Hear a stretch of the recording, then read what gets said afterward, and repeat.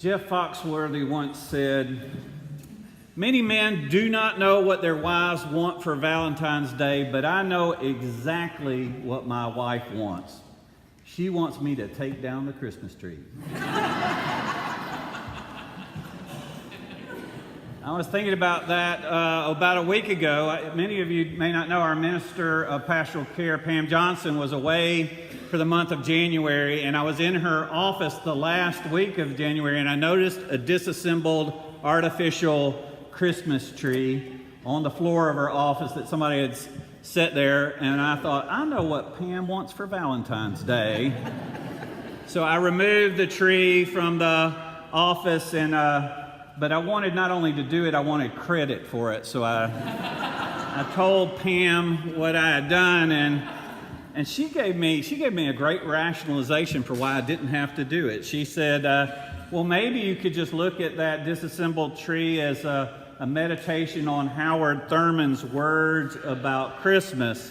And you may not know this, but Howard Thurman once said, "After all the festivities, the work of Christmas begins. To find the lost, to heal the broken, to feed the hungry, to release the prisoner, to rebuild the nations, to bring peace among the people, and make music in the heart." So instead of seeing a disassembled Christmas tree tucked away in an office as a sign of procrastination, we can see it as a symbol of our continuing commitment to do the work of Christmas, which is also the work of Valentine's Day.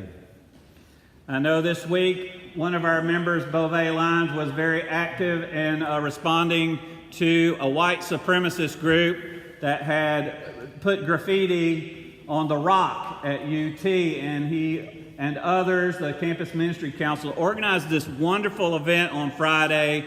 They painted the rock orange and then invited everyone to come, and we put our hands in the paint and put our hands up there and created this beautiful work of art to show that we are committed to the beloved community, that we are committed to be an inclusive community in responding to hatred with love. It was a beautiful day, and one of the things I felt about it is it wasn't just, anger meets anger or protest meets counter-protest. It was a beautiful moment of co-creation. Now, later that night, the rock was vandalized again by white supremacists, and it made me angry at first, but then I thought, no act of vandalism can take away the beauty of that day, the beauty of creating that art, the beauty of creating that space. And I am always amazed by the paradoxes in life, because when the white supremacists decided to vandalize that work of art, they used black paint. So it's even in some unconscious deep way an affirmation of black power, in some twisted, unconscious way. I just mentioned that because that's the work of Christmas. That's the work of Valentine's Day, creating the beloved community to let people know that someone loves you.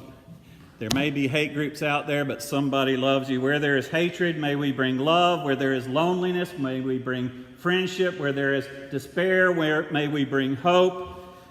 May we bring that message that somebody loves you. And so I'm going to leave you with three things.